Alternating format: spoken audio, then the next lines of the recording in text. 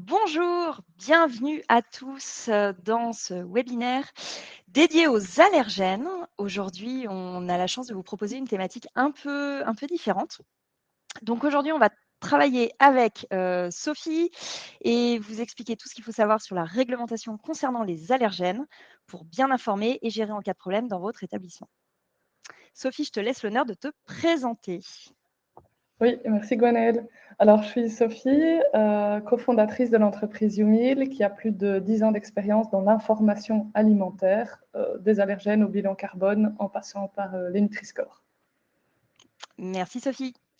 Alors, donc moi, je suis Gwenaëlle Averti, je suis la cofondatrice d'Octopus HACCP et nous, on est plus du coup tournés sur tout ce qui est traçabilité, température, plan nettoyage, mais il y a des liens avec les allergènes. Donc aujourd'hui, on partage la fiche avec Sophie. Et j'ai mon fidèle acolyte Bastien, je te laisse te présenter pour ceux qui ne connaissent pas. Bonjour à tous, donc moi c'est Bastien, je suis responsable commercial d'Octopus HACCP et je serai là pour épauler Gwenaëlle et Sophie pour l'interprétation d'Octopus HACCP. Alors, Sophie, qu'est-ce que c'est YouMeal? Explique-nous en quelques mots. Oui, alors en quelques mots, donc YouMeal, c'est né en 2019 de recherche universitaire. Et autour de ces recherches universitaires, on a décidé de créer un logiciel qui accompagne aujourd'hui la restauration multisite dans le calcul des informations alimentaires que j'ai citées précédemment. Et donc, allergènes, Nutri-Score, bilan carbone, Eco-Score, est-ce que ça contient du porc, est-ce que c'est vegan, est-ce que c'est végé, est-ce que c'est de saison, et le food cost et bien sûr les marges sont autant d'informations calculées automatiquement par notre logiciel. Voilà. Super. Donc aujourd'hui, Sophie partage son expérience sur les allergènes avec nous. Et nous, donc, on est Octopus HACCP, on est l'allié des pros pour garantir la sécurité alimentaire et on aborde tous les sujets de traçabilité température, contrôle des plans de nettoyage, contrôle des qualités des huiles, les différents audits que vous pouvez avoir besoin de faire pour être en phase avec la réglementation via une application. Alors aujourd'hui, on est surtout là pour partager notre connaissance sur la sécurité alimentaire côté allergène. Le webinaire va se dérouler avec une présentation. On répondra évidemment à toutes vos questions. Vous pouvez utiliser le chat en bas à droite pour nous poser vos questions ou le petit bouton questions qui permet aussi de noter les questions que vous voulez une réponse en priorité. On aura des sondages à vous proposer aussi pour savoir un peu comment vous fonctionnez dans votre établissement sur les allergènes. Et restez bien jusqu'à la fin puisqu'on vous enverra des cadeaux avec des fiches pratiques à télécharger. Alors, au menu, qu'est-ce qu'on va voir aujourd'hui? On va déjà voir pourquoi les allergènes, c'est un enjeu mondial de santé. C'est Sophie qui va nous présenter ça.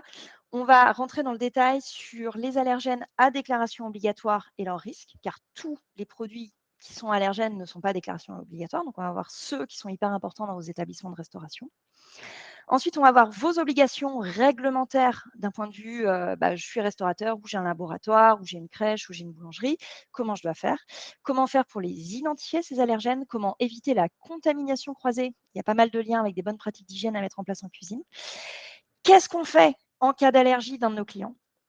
Et qu'est-ce qu'on fait en cas de contrôle sanitaire? Puisque les contrôleurs sont amenés à vous poser des questions sur votre bonne gestion des allergènes. Allez, c'est parti. Sophie, je te laisse la parole pour nous présenter l'enjeu lié aux allergènes. Merci Gwen. Alors, avant tout, qu'est-ce qu'une allergie? Donc, une allergie, c'est une réaction auto-immune du corps. Donc, c'est le corps qui s'emballe parce qu'il pense être en contact avec une substance nocive, sauf qu'évidemment, elle ne l'est pas. Il s'agit ça peut il peut s'agir de pollen, comme il peut s'agir de molécules dans notre alimentation. Et donc, le corps va générer des anticorps pour lutter contre cet agresseur, ce faux agresseur. Les anticorps qui sont spécifiques aux réactions allergiques sont les anticorps appelés IgE. Et d'ailleurs, vous pouvez les retrouver dans vos prises de sang. Et ils sont différents, par exemple, des IgA, qui, quant à eux, sont des anticorps qui sont vraiment produits en cas d'attaque par une vraie bactérie, en l'occurrence. Alors, les chiffres clés, ils sont imposants. Donc, il y a plus de 2220 millions de personnes touchées dans le monde, avec des allergies qui peuvent être mortelles, même à très, très faible dose. Et l'OMS va dire qu'un allergène est préoccupant si il est la cause de plus de 5% de chocs anaphylactiques dans au moins 3 régions du monde. Je vais revenir sur ce terme juste après. Et donc, c'est un réel enjeu selon l'OMS, parce que ces allergies sont en forte augmentation. Selon l'OMS, en 2050, 50% de la population aura des allergies. Les traitements sont aujourd'hui encore limités, et puis surtout, ce sont des réactions très graves, comme je l'ai déjà dit. Il faut savoir qu'il y a 3 à 4% des adultes concernés, 6 à 8% des enfants concernés en France. Et donc, si votre établissement voit passer 50 couverts par jour, il y a 1 ou 2 clients qui sont concernés par cette thématique-là. Hop. Alors, qu'est-ce que ce choc anaphylactique, qui est vraiment la réaction allergique? Alors, il y a 4 grades il y a une classification selon 4 grades. Le premier grade, ça va être pas de menace vitale, plutôt des démangeaisons et des gonflements cutanés. Le grade 2, on commence à avoir des toux, de la nausée, et on commence à avoir une fibrillation cardiaque. Ça veut dire que le cœur va s'emballer, mais avec une arythmie, donc pas de manière régulière. Non seulement il s'emballe, mais en plus il fait des jumps qui ne sont pas cohérents. Le troisième grade, là, il y a une forte menace vitale, avec un état de choc généralisé, des vomissements éventuels, donc qui viennent se rajouter aux symptômes que j'ai évoqués du grade 2. Et puis le grade 4, c'est vraiment arrêt cardiaque ou asphyxie. Donc c'est vraiment des réactions non négligeables, et c'est un sujet à prendre au sérieux. Et il faut savoir aussi qu'une réaction allergique sur 3 survient hors du domicile, étant donné que la personne concernée ne maîtrise pas son environnement comme elle peut le maîtriser chez elle. Alors, hypothèse de pourquoi les allergies alimentaires explosent. On peut évoquer des hypothèses génétiques, la pollution, les perturbateurs endocriniens, l'alimentation transformée, un environnement peut-être trop hygiénique. L'un dans l'autre, ces allergies augmentent. Je vais rire Gwenaëlle. Oui, parce que du coup, c'est parce que c'est trop propre, mais il va falloir que ce soit super propre pour justement qu'on évite les contaminations croisées. Okay. Tout à fait, c'est le paradoxe. Mais du coup, c'est tout l'enjeu. C'est de comprendre vraiment le risque qu'il y a sur les allergènes, parce qu'en fait, quand on n'est pas concerné, on ne se rend pas compte. Mais le chiffre que tu donnes est très juste. Suite à 50 clients qui viennent dans ton resto ce midi, il y en a forcément 1 ou 2 qui sont concernés.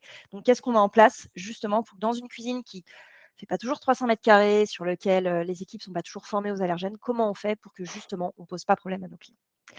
Donc, on va voir là les allergènes à déclaration obligatoire et du coup, leurs risques. Je te laisse continuer. Ouais.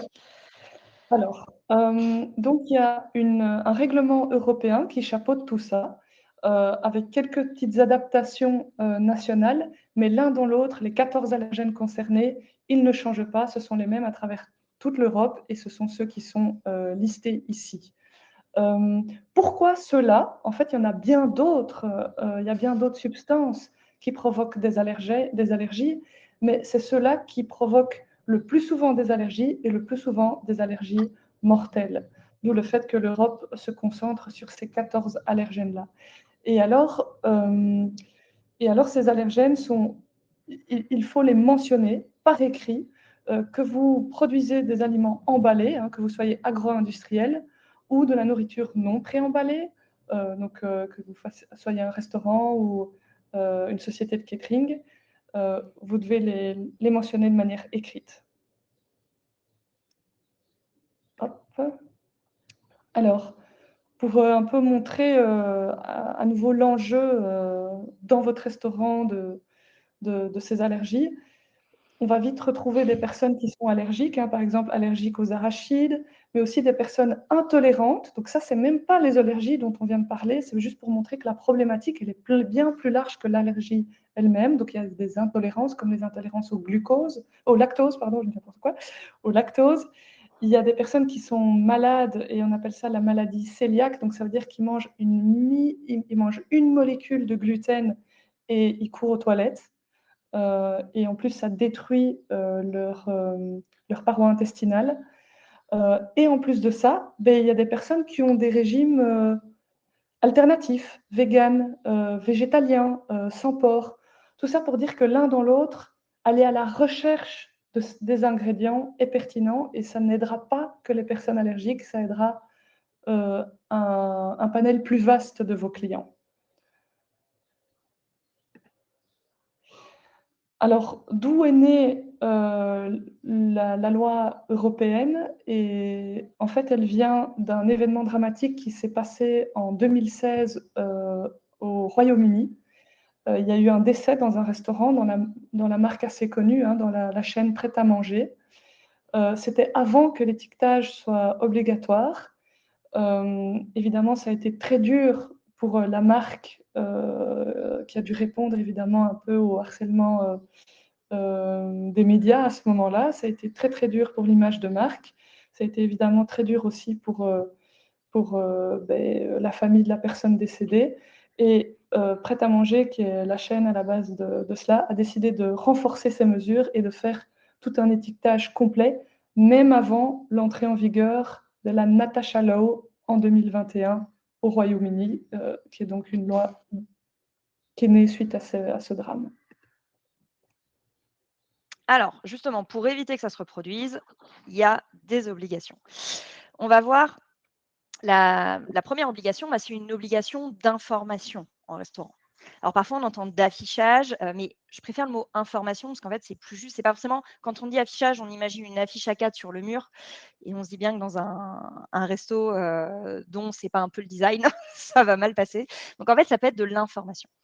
Et tous les restaurateurs, tous les établissements qui font commerce de produits de bouche sont concernés, que ce soit sur place ou à emporter, en restauration collective, en restauration commerciale, des laboratoires, etc.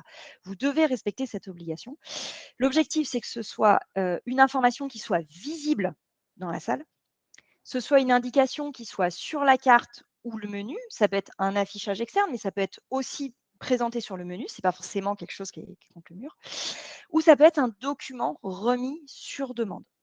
Mais ce qu'a dit Sophie tout à l'heure est très juste. Il faut que ce soit écrit. C'est pas quelqu'un vient me demander et puis je vais lui dire comme ça à la petite semaine, ah bah oui, je pense qu'il y a ça dedans. Parce qu'en fait, si c'est pas écrit, ça veut dire que c'est pas maîtrisé.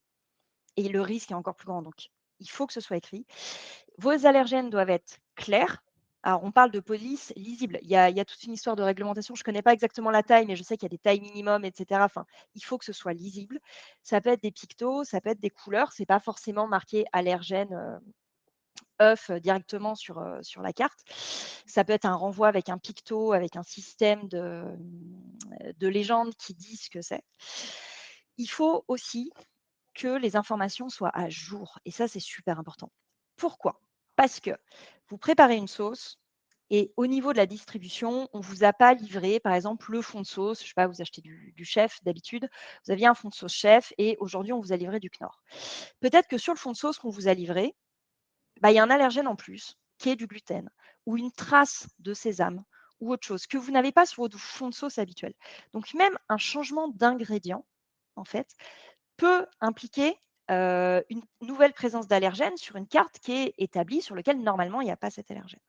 Donc en fait, quand vous mettez à jour des recettes, il y a des modifications d'ingrédients, faites une mise à jour immédiate de vos informations allergènes. Je sais que c'est contraignant, mais en fait, c'est vital pour certaines personnes. Donc ça, c'est hyper important. On a un petit sondage pour vous, savoir justement, vous, dans vos établissements, compte tenu de ce qu'on vient de se dire, est-ce que vous pensez que vous êtes à jour ou pas complètement? Je serais curieuse de lire vos réponses. Alors, en attendant, on va continuer. Les sanctions, qu'est-ce qui se passe si je ne suis pas à jour? Alors, le non-respect des obligations d'information sur les allergènes peut entraîner deux choses, en fait. Soit vous êtes dans le cadre d'un contrôle sanitaire. Alors, dans un contrôle sanitaire, le contrôleur ne va pas contrôler que les allergènes. Il va contrôler un ensemble de choses. Et si, en fait, vous avez des manquements, il vous fera un rappel de la réglementation. Et en fonction du niveau de gravité des manquements, vous pouvez avoir une sanction administrative qui peut être, par exemple, la fermeture immédiate de l'établissement. Honnêtement, j'ai jamais vu une fermeture immédiate d'établissement parce qu'on avait une fiche d'allergène qui n'était pas à jour. C'est un ensemble cumulé. Ça va être une cuisine qui est très sale, ça va être des produits qui sont périmés, une chaîne de froid qui n'est pas respectée, des tentatives de fraude, des choses cumulées. Mais c'est pas pour ça qu'il ne faut pas prendre ça au sérieux. Dans le cadre d'un contrôle sanitaire, ça peut être une sanction administrative parce que vous avez plusieurs manquements, dont celui-là. Et ça, c'est pas le plus grave. Le plus grave, c'est si vraiment vous avez un client qui, comme le cas de Natacha, a eu un accident et que vous avez mis en danger la santé d'un client, que le client porte plainte, bah, en fait, le restaurateur va s'exposer à des sanctions pénales parce que c'est encadré par la réglementation. Et s'il y a un défaut de respect de la loi, bah, vous êtes en cause. Donc ça, c'est super important. Vous avez une obligation d'informer la clientèle sur les 14 allergènes majeurs. C'est lié à un règlement européen, c'est le 1169-2011, article 44. Donc ça, faites-le bien, c'est important pour vous. Protégez vos clients et vous protégez aussi. Alors, les allergènes, si on commence à la base, déjà, c'est être capable de faire une traçabilité de qualité. Comment est-ce qu'on fait une bonne traçabilité? De la même manière, il y a un règlement donc, qui est différent du 28 janvier 2002 qui impose aux restaurateurs, et quand on dit restaurateur, c'est restaurateur, boulanger, pâtissier, tous les établissements qui servent à manger ou qui vendent de la nourriture ou qui en manipulent, euh, impose à ces gens-là de retracer à travers toutes les étapes de la production, de la transformation et de la distribution le cheminement d'une denrée alimentaire. Donc ça veut dire quoi? Ça veut dire que quand vous faites livrer de la marchandise, vous devez être capable de tracer qui vous a livré quoi, donc identifier vos fournisseurs et les denrées livrées. Ensuite, en interne, quand vous travaillez votre marchandise, vous faites vos préparations, vous déconditionnez, vous faites vos cuissons, vos recettes, etc., vous devez identifier les matières premières utilisées au cours de la production et les ingrédients des recettes. Donc là, ça va directement impacter le fait d'avoir connaissance qu'il y a des allergènes dans vos produits pour vos productions. Et si vous êtes dans un cas, par exemple, de livraison à des professionnels, je ne parle pas d'une livraison de pizza chez un particulier, je parle bien de je suis un labo, je livre par exemple 2-3 restaurants sur des empanadas, des desserts, ce que vous voulez, ou je suis une cuisine centrale, je livre des satellites. Vous devez identifier les produits livrés si vous livrez d'autres professionnels. Donc savoir que vous avez une traçabilité entre le produit que vous avez produit et le lieu de livraison. Donc ça, c'est les 3 étapes de la traça. Celle qui nous intéresse le plus, c'est le fait d'être capable d'identifier les allergènes qui sont présents dans mes recettes. Donc, la traçabilité, ça sert à plein de choses. Ça sert à ça, mais ça sert aussi à être capable de remonter en cas de problème hors allergène. Ça peut être un problème microbio ou un problème de produits plus, plus gros. Quoi. Mais les allergènes en font partie. Donc, si on se concentre sur les allergènes, en traçabilité interne, le premier objectif, c'est d'identifier les matières premières utilisées au cours de la production et les ingrédients de vos recettes. Ça, c'est la base. Qu'est-ce qu'on va conserver quand on fait sa traçabilité? On conserve le nom des produits, les numéros de lot, les DLC. Le nom du produit pour l'identifier, le numéro de lot pour être capable d'identifier un problème qui remonterait sur une chaîne en amont de chez vous, et la DLC pour vérifier que ce n'est pas périmé. Vous avez une obligation de le faire sur tous les produits. Soyez très rigoureux sur ce qui est ovoproduits, viande, poisson, laitage. Comment on fait? Il y a plein de méthodes. On va voir ça tout à l'heure avec Bast. On peut découper l'étiquette, recopier l'info, prendre en photo. Vous avez une obligation de résultat et pas une obligation de moyens. Vous faites comme vous voulez, tant que vous le faites. Et la durée de conservation des étiquettes de traçabilité, c'est 6 mois pour les produits périssables, c'est-à-dire des produits qui ont une DLC inférieure à 3 mois, et 5 ans pour les autres. Et oui, on sait, c'est très très long. Du coup, Bastien, si tu peux nous éclairer sur les différentes méthodes de gérer une traçabilité pour conserver toutes ces informations. Et pendant ce temps, je Bien regarde le sûr. chat. L'objectif, effectivement, c'est une obligation de résultat. Donc, vous devez montrer vos étiquettes en cas de contrôle ou si vous avez votre collègue qui vous les demande.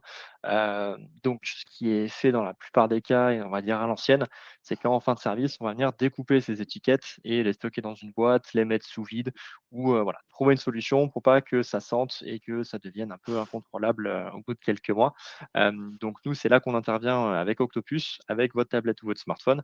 On va venir prendre en photo les étiquettes de traçabilité qui ont servi pour le menu du jour, ou si on est en collectivité pour les menus en J+1, J+2, J+3. Comme ça, c'est organisé, c'est rangé et on peut suivre au jour le jour l'ensemble des étiquettes de traçabilité qui ont été utilisées dans les préparations du jour. Comme ça, en cas de contrôle ou en cas de TIAC, on peut facilement retrouver ces tablettes, enfin, ces étiquettes, pardon. Merci Thierry pour le retour. Super. Alors, du coup, comment vous allez gérer, vous, les allergènes dans votre établissement? Déjà, ce qu'on a vu, il va falloir les identifier. Donc, une fois que vous avez identifié la liste de vos allergènes, par exemple, je fais une mayonnaise, donc évidemment, il y a de l'œuf et de la moutarde. J'ai un allergène qui est l'œuf et un autre allergène qui est la moutarde. Tous les plats qui contiennent cette mayonnaise vont devoir mentionner ces 2 allergènes. Mais l'enjeu, parce que ça, c'est encore facile. Quelqu'un qui est vraiment allergique à la moutarde, il voit mayonnaise, il y pense. Mais par contre, il y a des ingrédients cachés. Ça peut être dans les sauces, les fonds, les marinades, des choses en fait que vos clients ne vont pas percevoir, mais sur lesquelles vous aurez fait des intégrations dans vos recettes qui ne sont pas dans les libellés, etc. Donc, c'est hyper important. Vérifiez-le. Les pièges à éviter, donc on a dit un changement pour un produit équivalent peut modifier les allergènes. Pensez-y. Et ne vous fiez pas à l'habitude. Vérifiez les étiquettes à chaque livraison. Ça ne fait pas parce que ça fait 5 ans que vos étiquettes ne contiennent pas, je sais pas, sur par exemple, vous achetez des merguez, il n'y a pas de gluten dedans. Demain, il suffit que l'industriel change sa recette. Vous pouvez en avoir dans vos produits. Donc ça, c'est super important. Ça, c'est la partie facile. C'est celle que vous pouvez facilement contrôler. Vous savez ce que vous mettez dedans. Pardon, j'ai eu un petit blackout. Mais il y a une autre partie qui concerne le côté un peu trop propre des cuisines, parce que souvent, ce n'est pas le cas. C'est la contamination croisée. Alors déjà que ce soit une histoire de propre ou pas, hein, ça peut être aussi une question de on ne fait pas attention, etc. La contamination croisée, c'est quoi? C'est le fait de transférer des allergènes accidentellement d'un produit à un autre. Par exemple, je prépare une recette avec des cacahuètes. Il y a des cacahuètes, c'est facile. Et puis après, je vais préparer une autre recette qui ne contient absolument pas de cacahuètes. Mais comme j'ai mal nettoyé ma planche, un passage sous l'eau, ce n'est pas suffisant, ou que je ne me suis pas désinfecté les mains, je vais avoir un plat à risque. Donc, ce qui est hyper important, notamment quand vous faites théoriquement, vous devez avoir un plan de maîtrise sanitaire. Quand vous le faites, vous devez faire de la marche en avant. La marche en avant, ça peut être une question de séparation dans les locaux en termes de place, mais quand vous n'avez pas cette place, c'est aussi une question temporelle. Donc, on va produire étape après étape et ce qu'il faut faire, c'est s'assurer qu'on ait une organisation, une séparation des productions. Le mieux, c'est d'avoir une zone dédiée pour la prépa avec allergènes, mais si ce n'est pas possible, parce que dans la majeure partie des cas, ce n'est pas possible, c'est de faire quelque chose de temporel. Donc, on commence par les plats sans allergènes. Comme ça, ils sont produits dans un environnement qui est OK. Et quand on va produire des plats avec allergènes, ceux-là seront déjà stockés et il y aura moins de risques de cross-contamination. Faites super attention aux couteaux, aux planches, aux fouets. Ayez des bacs dédiés parce qu'en fait, les pinces de préparation qui passent d'un ingrédient à un autre et qui transfèrent leurs allergènes à droite à gauche, ça marche super bien. Les systèmes de code couleur, il y en a déjà pour les planches. Les planches, d'un point de vue réglementaire, il n'y a pas de réglementation qui dit qu'une planche rouge égale de la viande crue et une planche marron de la viande cuite, mais c'est un code que les gens ont adopté qui fait qu'on a moins de chances de se tromper. Et vous pouvez aussi mettre en place des codes couleurs sur des planches qui peuvent contenir des allergènes et d'autres qui n'en contiennent pas. Ça, c'est pour la production. Ensuite, pour le stockage. Séparer les produits avec des allergènes du reste des denrées, c'est la base. Faites attention à bien fermer tout ce qu'il faut fermer. Étiqueter, c'est hyper important. Parce que si vous étiquetez pas, le personnel qui va manipuler ne se rend pas forcément compte. Et du coup, il peut y avoir des dérapages, des cross-contaminations à cet endroit-là. Et par exemple, sur les plats témoins, stocker aussi à part pour éviter toute contamination pour ceux qui sont soumis aux plats témoins, notamment en restauration collective. Donc, si on fait gaffe à comment on produit, à mes planches, à mes couteaux, à mon matériel, qu'on stocke correctement dans des bacs bien filmés ou bien fermés, qu'on étiquette tout bien, mais qu'on oublie le lavage des mains des équipes, en fait, ça ne sert à rien, puisqu'en fait, les mains sont le premier vecteur de contamination croisée. Donc, il faut se laver les mains après chaque action contaminante. Et évidemment, on ne porte pas de bijoux, seule l'alliance est tolérée. Pas de bijoux, des ongles courts et propres. On fait attention à l'hygiène du perso. Attention aux gants. Les gants, c'est le pire truc de la Terre. Parce que quand on a des gants, c'est un peu un déguisement. On a l'impression qu'on est propre. Mais des gants sales, c'est 1000 fois pire que des mains propres. Donc, lavez-vous les mains.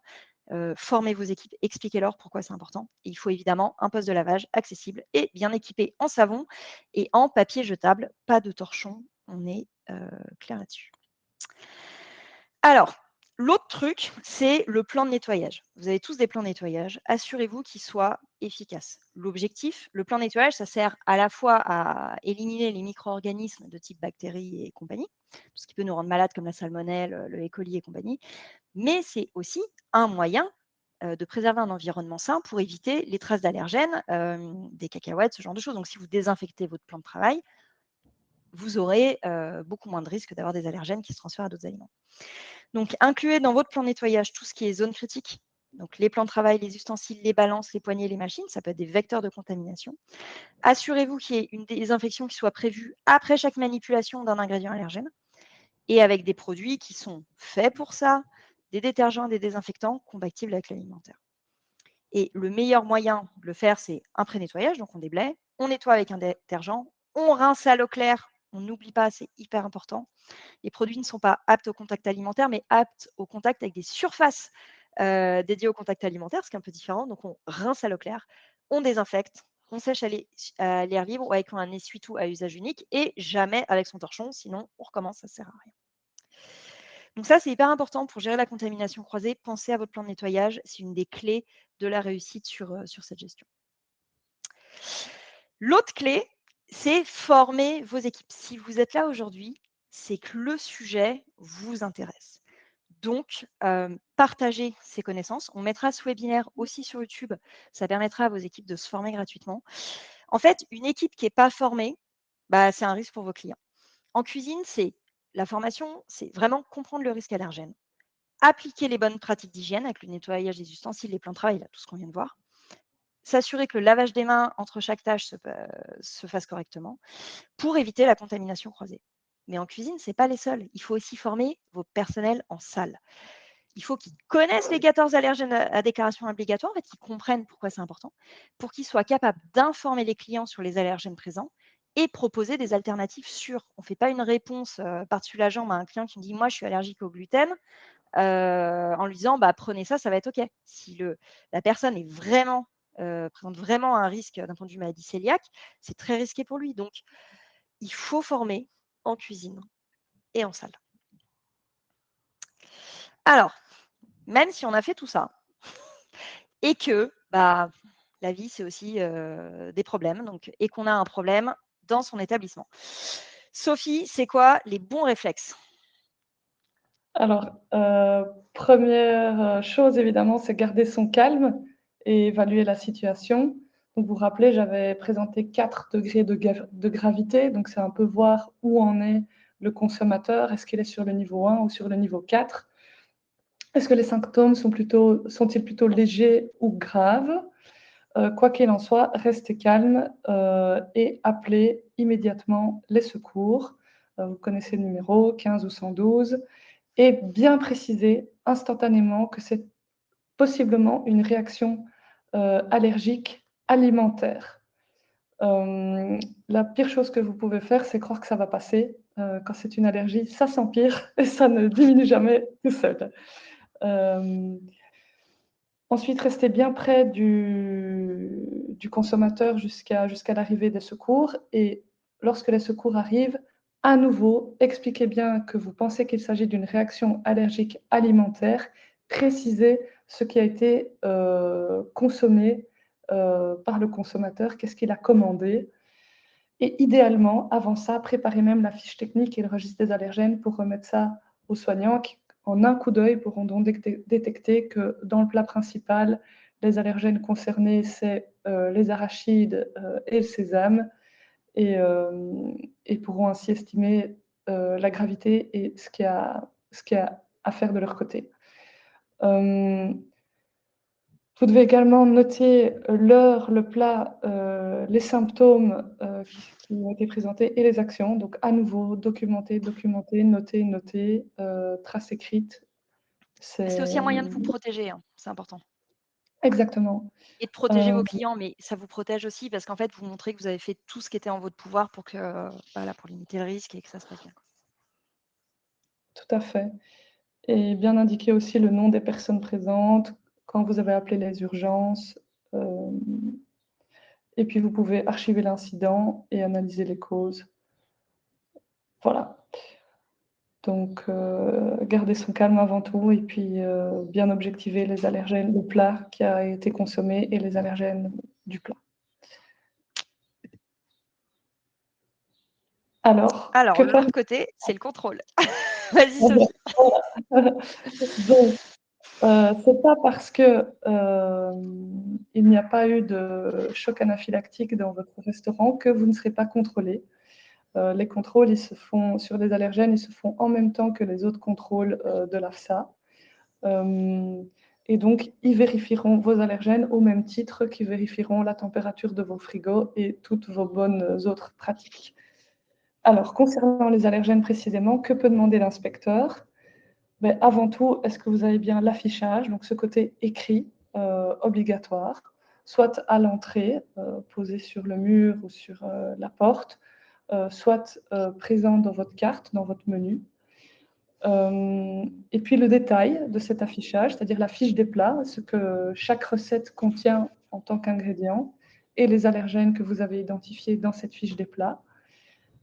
Et le troisième point qui va être demandé, c'est les procédures que vous avez mises en place en interne pour éviter la contamination croisée. Donc, plan de nettoyage, bonnes pratiques, mise en place, etc., etc. Formation des équipes, ça peut être ça. Quand on dit formation des équipes, j'en profite, je fais une petite parenthèse, c'est pas forcément des formations payantes, financées par l'OPCO, qui durent 12 heures. Une formation, ça peut être ça, mais ça peut aussi être, j'ai pris 20 minutes pour les former avec un support interne en leur faisant une explication, une présentation. Ça peut être une formation. Par contre, notez-le quand vous le faites. C'est important de dire, voilà, moi, j'ai formé mes équipes là-dessus. Et ça responsabilise aussi vos équipes. Tout à fait. Et le dernier document à garder sous la main et à présenter, ce sont les registres HACCP. Et donc, c'est de la même veine. Je te laisse en dire un mot, Gwenaëlle. Oh bah soit c'est sur papier, vous avez vos étiquettes de traçat, vos relevés de température de frigo, etc., etc. Soit vous êtes par exemple chez Octopus et vous avez votre rapport HACCP qui sort automatiquement avec toute votre traçabilité, vos relevés de température, toutes vos informations qui sont directement dans l'application. Donc voilà, ils vont vraiment contrôler. En fait, ils contrôlent tout. Ils ne viennent pas contrôler évidemment juste les allergènes. Tout à fait. Alors, pourquoi justement arriver à des allergènes, une déclaration allergénique est chère et pourquoi l'information alimentaire de manière générale est chère? Parce que cette information allergénique, vous l'avez compris, elle passe entre plusieurs mains, de vos fournisseurs à vos convives, en passant évidemment par vos chefs. Si vous êtes un grand groupe, ça passe aussi à travers les différents départements, parce que les achats notamment, parce que ce sont eux qui ont les mercuriales et qui achètent les denrées alimentaires, qui connaissent les références des articles achetés, par le département qualité, qui est en général celui qui va réaliser les fiches techniques des plats et en tout cas en calculer les allergènes, par les opérations qui doivent lire ces fiches techniques et les respecter, et par le marketing qui doit mettre tout cela en page pour avoir cette trace écrite qu'on a déjà évoquée. Et si vous êtes un grand groupe, vous devez faire transmettre ça de votre siège, de votre headquarter, à vos différentes marques et ou vos différents pays. Et surtout, ça doit percoler jusqu'à vos différents sites. Donc, en fait, finalement, cette information alimentaire, elle est chère. Elle est chère et elle est aussi risquée parce qu'à chaque étape, il faut vérifier, corriger, enrichir, structurer, mettre en page, transmettre et mettre à jour. Et chacune de ces petites actions-là, sur chacun des petits maillons de la chaîne que je viens vous expliquer, du fournisseur au siège, aux convives, entre les différents départements, etc., ce sont des sources d'erreurs possibles. Voici pourquoi YouMeal propose de vous aider grâce au logiciel YouMeal, qui peut être, by the way, connecté au logiciel Octopus. On vous aide principalement sur 4 points, mais pas que. Avant tout, on dispose de bases de données, de fiches articles. Donc, vous n'avez plus besoin de retrouver la fiche technique du Nutella pour dire quelque chose. Elle est déjà dans notre système. Vous n'avez plus qu'à lier votre pâte à tartiner avec le Nutella. Et on a pour ce faire aussi un moteur de recherche qui fait des suggestions de liens entre le nom de votre article, ses références, sa référence fournisseur, son fournisseur, son code barre ou qu'importe, il va vous suggérer les fiches articles pertinentes au sein de notre base de données. Une fois que le lien est fait, récupération automatique des informations alimentaires et donc des allergènes et des valeurs nutritionnelles. On évite ici des erreurs de recopiage. Une fois que l'information est récupérée, elle va être vérifiée automatiquement et enrichie automatiquement. Donc, il se peut que les fournisseurs se trompent encore et oublient un allergène. Ça arrive.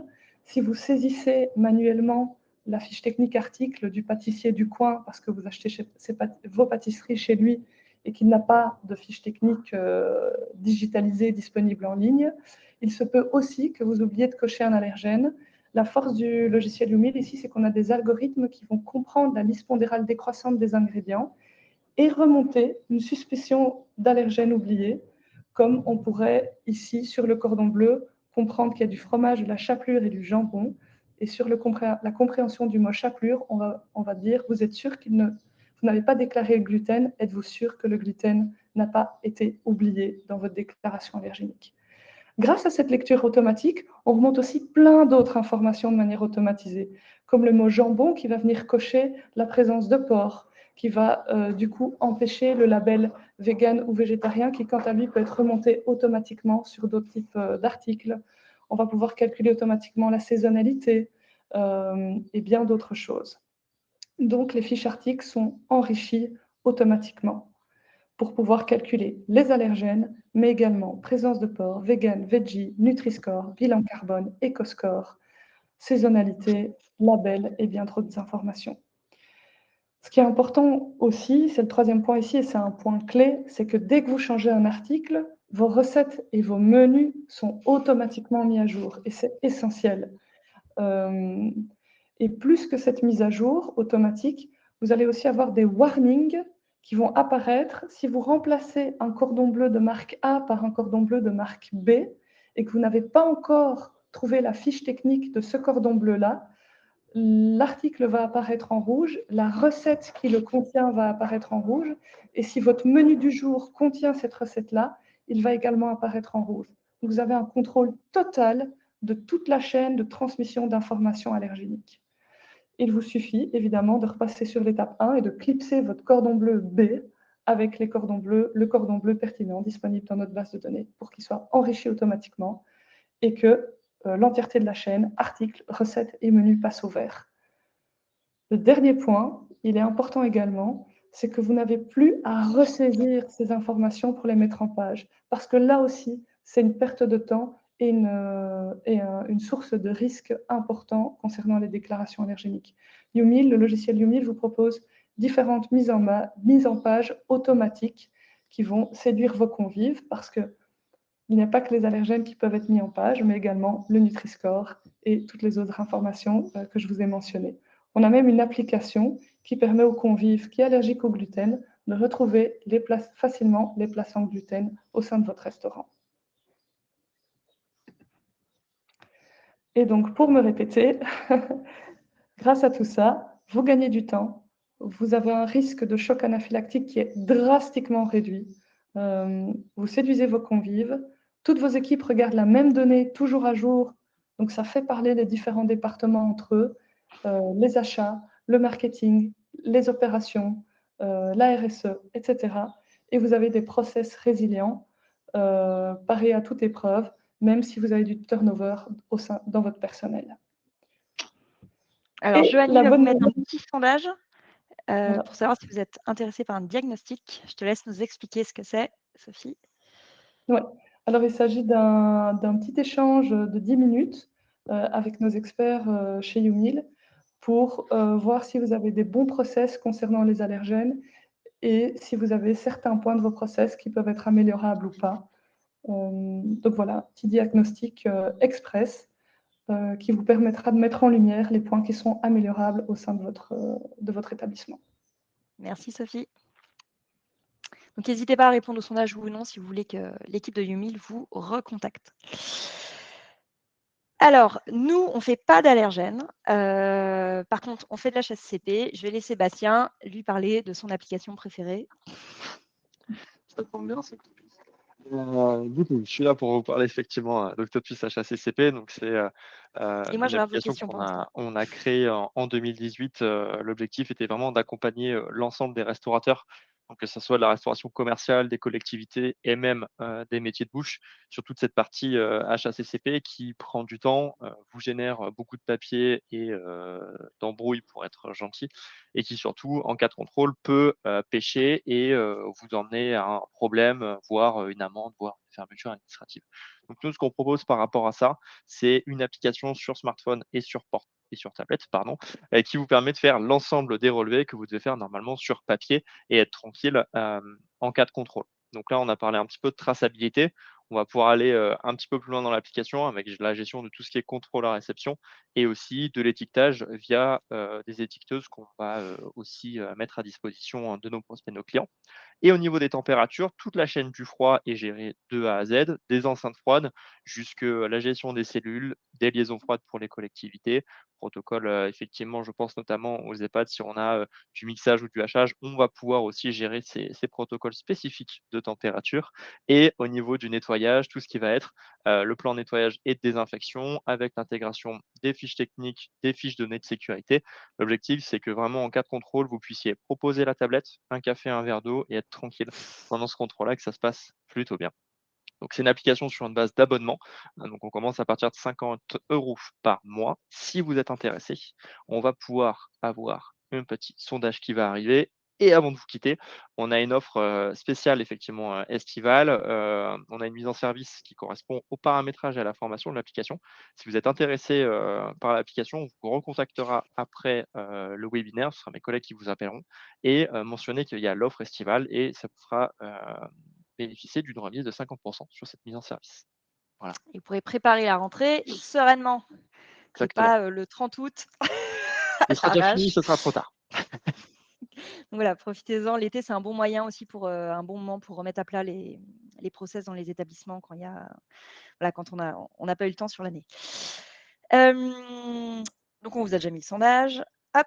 Et du coup, on va vous envoyer un petit goodie sur la maîtrise des allergènes, donc un tableau d'allergènes que vous pourrez, si vous n'êtes pas encore chez Umil et que vous êtes en format papier, c'est déjà un bon moyen de tout structurer. Maintenant, on va regarder vos questions. Ah non, avant, il y a les prochaines formations.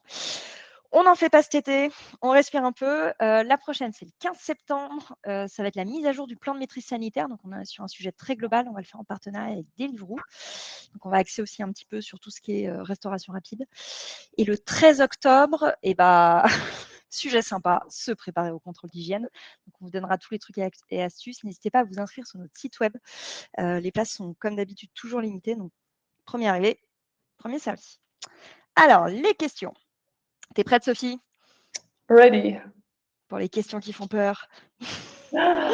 Alors, on va commencer par les questions faciles. Une question de Jacqueline qui nous dit: peut-on fournir un QR code au client? Est-ce fiable? Merci. Je pense pour les allergènes. Oui, alors tout à fait. C'est ce que, en tout cas, c'est ce que propose le logiciel YouMeal, entre autres. Donc, libre à nos clients de décider de partager ce QR code ou pas. Et le QR code va synthétiser, faire un menu digital automatique, d'un établissement, d'un restaurant, mais aussi d'autres restaurants, voire même de plusieurs restaurants au sein du même établissement. Et ces menus vont être, donc vous avez un QR code qui est tant à la recette qu'au menu d'un restaurant, qu'au menu de plusieurs restaurants au sein du même établissement. Et donc libre à vous de partager celui qui vous semble le plus pertinent en vue de votre manière de fonctionner. En fait, c'est L'avantage, toujours pareil, c'est une obligation de résultat. Donc, en fait, vous pouvez partager un QR code, ce que vous voulez. L'important, c'est qu'est-ce qu'il y a derrière ce QR code. Donc, exact. l'objectif, c'est d'avoir des données qui soient justes. Et l'avantage, Merci, Sophie. Ouais. l'avantage ultime du QR code, c'est que l'information digitale est automatiquement mise à jour. Donc, vous avez 1 heure plus tôt un article qui change, vous n'êtes pas fourni par le bon article, votre fournisseur vous en donne un autre.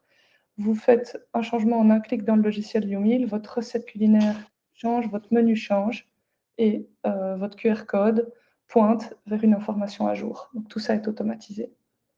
Top. Alors là, on est sur une question ceinture verte, un peu plus compliquée, de Valérie. Elle me dit « Bonjour, la loi Egalim permet de prendre des produits en vrac pour la restauration collective. Quelles informations doit-on fournir en cas de contrôle puisque l'ensemble des informations ne figurent pas en détail sur l'étiquette ?» Et en effet, c'est un vrai sujet. Est-ce que sur les produits vracs, il n'y a quand même pas une obligation du fournisseur de donner, en fait, quel que soit le type de conditionnement, la liste des ingrédients qui sont dans ces produits? Tout à fait. Donc, quoi qu'il en soit, le fournisseur doit vous donner doit être à Une même de fiche pouvoir technique, vous ouais. donner la fiche technique de l'ingrédient, de l'article, que lui-même, il est en droit d'exiger auprès, évidemment, de l'agro-industriel. Néanmoins, pour les produits, on va dire nature, donc imaginons Pommes de terre, par exemple, du maraîcher, ce genre de choses? voilà, pommes Ouais. de terre, mais ça peut être aussi noisettes, dont l'allergène est fruit à coque noisette. Pour les produits nature, donner la liste pondérale décroissante des ingrédients n'est pas nécessaire parce qu'elle figure dans le titre. Pareil Une pour noisette, l'allergène. c'est une noisette. C'est ça. Voilà, une noisette est imagée. Mais la difficulté, c'est que du coup, vous allez avoir le mot noisette comme nom d'ingrédient, mais dans votre déclaration allergénique, il ne sera pas coché noisette, parce que vu que c'est des noisettes, ils ne sont pas obligés d'aller cocher digitalement le fait qu'il s'agit d'une noisette. Heureusement, chez YouMeal, vos noisettes sont liées, quand ce sont des produits nature, ils sont liés aux fiches techniques articles génériques de YouMeal, noisettes, qui permet d'avoir des allergènes bien déclarés, mais aussi la saisonnalité, si c'est vegan, si c'est végétarien, et toutes les informations liées à un produit nature. Top. Eh ben, merci pour cet éclairage. Et en effet, oui, c'est des cas très particuliers. Ça sert à ça, les webinaires, à répondre à ce genre de questions. Oui. Alors, question ceinture, ceinture marron. Thierry, nous servons des repas à un centre de loisirs colonie. Sont-ils dans l'obligation de nous fournir la fiche sanitaire concernant les allergies des enfants concernés? Je ne sais pas s'il y a une obligation d'obtenir les fiches pour les allergies des enfants. Est-ce que toi, tu sais, Sophie? Et on a le droit de ne pas savoir, hein. Oui, On pourra aller se renseigner. alors je pense que l'obligation, elle est de maîtriser vos allergènes. Après, si un enfant est allergique, en général, le parent doit le déclarer. Ouais, c'est plutôt le protocole de la colonie, quoi. Voilà, et donc c'est à la colonie à faire attention de ne pas servir un plat contenant cet allergène à l'enfant allergique. Mais je ne pense pas que les parents soient obligés de donner par En fait, c'est défaut. pareil, c'est une question de réglementation. C'est-à-dire que c'est pas parce que la réglementation n'a pas encadré le sujet que c'est pas une bonne pratique. Donc en fait, il est probable que la réglementation n'ait pas encadré le fait qu'il était obligatoire d'un point de vue réglementaire, que les enfants doivent donner leur fiche, d'allergie et cetera. Mais par contre, c'est pas pour ça que c'est pas une bonne pratique. Mhm. OK, question un peu technique.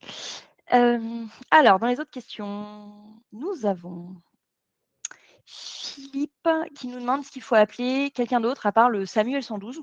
Bon, c'est déjà pas mal. J'ai envie de dire. Non, je pense que SAMU 112, c'est déjà bien. Après, votre rôle, c'est enfin voilà, vous n'êtes pas secouriste sauveteur, hein, vous êtes restaurateur. Donc, déjà, vous appelez le SAMU ou le 112, c'est déjà pas mal. Oui, Une Ouais, et puis ça va, je veux dire, les autres personnes dans le restaurant ne pourront pas nier les faits, ça va les interpeller, donc vous aurez des témoins en fait, qui vous permettront aussi de dire que vous avez bien appelé le c'est SAMU, bien eu les réactions à adopter, etc. Donc, ouais. c'est déjà pas mal, une bonne base. Alors, on a une question sur alors c'est un peu différent ça. Mon prestataire de service me livre les repas le matin. Il conserve les plats témoins minimum 5 jours après la DLC des barquettes, c'est bon. Alors, point d'éclairage sur les plats témoins, oui, la réglementation, c'est 5 jours, mais dans les faits, une semaine en contenant 7. Souvent, ce qui est fait, c'est que les plats témoins sont gardés 7 jours et le lundi, on change le bac de plats témoins du lundi, le mardi, etc. Ça évite de faire des bourdes. Mais oui, la réglementation, c'est ça. Alors, une autre question, oui, ça c'est classique. Comment doit-on gérer les produits avec les informations suivantes? Peut contenir des traces de, car à ce jour, les industriels se couvrent.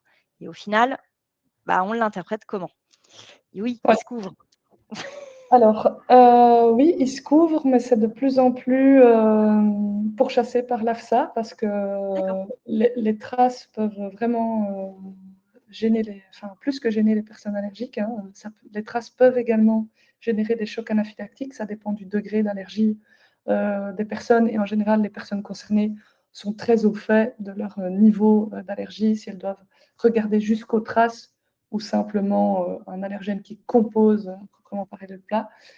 Et donc, ce que fait YouMeal, c'est qu'on va sommer les traces d'allergènes des différents ingrédients qui composent la recette pour vous donner une liste exhaustive des traces d'allergènes de la recette. Et vous pouvez également ajouter les risques de contamination croisée si vous ne savez pas faire autrement que de cuisiner tel ingrédient sur la même planche que tel autre, ou que sais-je. Mais grâce à ça, aux yeux de l'AFSA, vous êtes super correct, parce que vous appuyez précisément sur les traces de vos articles, sans en ajouter en plus, sans dire que c'est susceptible de contenir toutes les traces. Et en plus de ça, vous pouvez toujours ajouter des susceptibilités de contamination croisée au sein de vos cuisines. Merci Sophie. Alors, une dernière question de Tatiana. Pour un yaourt et un fromage, suis-je obligée de noter l'allergène sur mes menus alors que cela me semble logique? Ça surcharge mes menus. Et oui, Et oui. ça peut paraître absurde, mais la loi, elle est claire et elle applique le même protocole pour tout ingrédient. En fait, sinon, je pense que ce serait trop compliqué avec des dérogations pour certains ingrédients. Ça rendrait la chose encore plus compliquée, mais je suis tout à fait d'accord avec vous que c'est lourd d'afficher l'allergène lait quand il s'agit de fromage ou de yaourt, raison pour laquelle YouMeal opte pour des petits pictogrammes qui sont bien plus sympas. Ça demande de place. Voilà. Ça prend moins de place. Même mon fromager sur mon marché a affiché la déclaration des allergènes dans tous ses fromages. La première fois que j'ai vu ça, j'ai un peu ri, mais en fait, oui, c'est la réglementation, quoi. Et aussi, on Allez. voit apparaître de plus en plus de fromages véganes qui, quant à eux, ne contiennent pas l'allergène lait, donc ça évite aussi cette confusion-là. Alors, on a une dernière question de Cassandra qui nous dit: si dans la journée, j'ouvre 10 fois le même produit sous vide et qu'ils ont les mêmes étiquettes, même DLC, est-ce que je dois garder les 10 étiquettes ou une seule suffit? Alors ça, c'est plus une question de traçabilité. La réponse est non. Imaginez, par exemple, dans une cantine scolaire, il y a 800 yaourts qui sont servis le midi. Vous n'allez pas garder les 800 opercules, ça ne sert à rien. En fait, vous avez une obligation de traçabilité, c'est-à-dire d'être capable d'identifier un numéro de lot. Si tous vos produits ont le même numéro de lot, ou si c'est un gros lot dans lequel vous récupérez, je ne sais pas, vous des sous-videz, et puis vous allez l'utiliser en plusieurs jours, en fait, l'objectif, c'est juste d'être capable de remonter, récupérer l'information. Donc, en fait, une seule information suffit. Donc, vous pouvez vous épargner les 10 étiquettes, vous gagnerez du temps. Je crois qu'on a fait le tour des questions. Il y avait une petite question sur le plan de lutte contre les nuisibles, qui était le webinaire du mois dernier. Vous pouvez le retrouver sur YouTube, en allant sur notre chaîne YouTube, vous le trouverez dans son intégralité. Et je crois qu'on a fait les autres questions, je n'en vois pas d'autres. Donc en tout cas, je vous remercie. J'espère que ça vous a plu, que c'était un moment utile. Vous avez appris plein de choses. Je remercie vraiment Sophie, parce que moi, j'ai aussi appris plein de choses sur les allergènes, qui est souvent un sujet qui est moins traité côté HACCP. C'était passionnant. On va mettre ce webinaire sur YouTube dans quelques jours. Vous allez aussi le recevoir en replay si vous voulez former vos équipes. Et puis, on vous dit à bientôt, et peut-être à bientôt chez Octopus et chez YouMeal. Passez un bel été. Au revoir. Merci Gwenaëlle, au revoir.